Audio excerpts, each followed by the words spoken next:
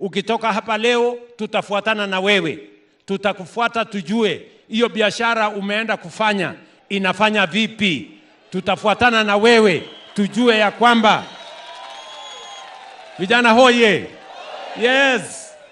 Allah, kwani mnafikiri hata tunawachana leo? Mambo bado. Nyinyi mnanielewa?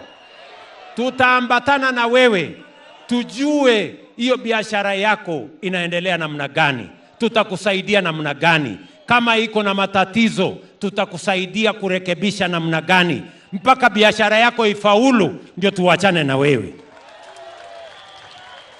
Vijana hoye. Tunaelewana? So this is not just about money. This is about young people and their future. We support you and we will help you to deliver on a vision of a more empowered and more inclusive Kenya, which puts young people at the front line of our nation building. Rais Ruto aendelee na hii mradi. Hii mradi ya Nyota iendelee isiendelee? Mradi ya Nyota iendelee isiendelee?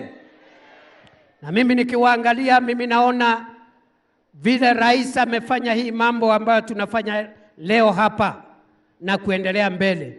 Mimi naona kama nyinyi mnasema ni mbwekse. Ni mbwekse si mbwekse. Ni mbwekse si mbwekse. Wacha nione mbwekse ya Rais William Ruto. Mbwekse, mbwekse, mbwekse, mbwekse.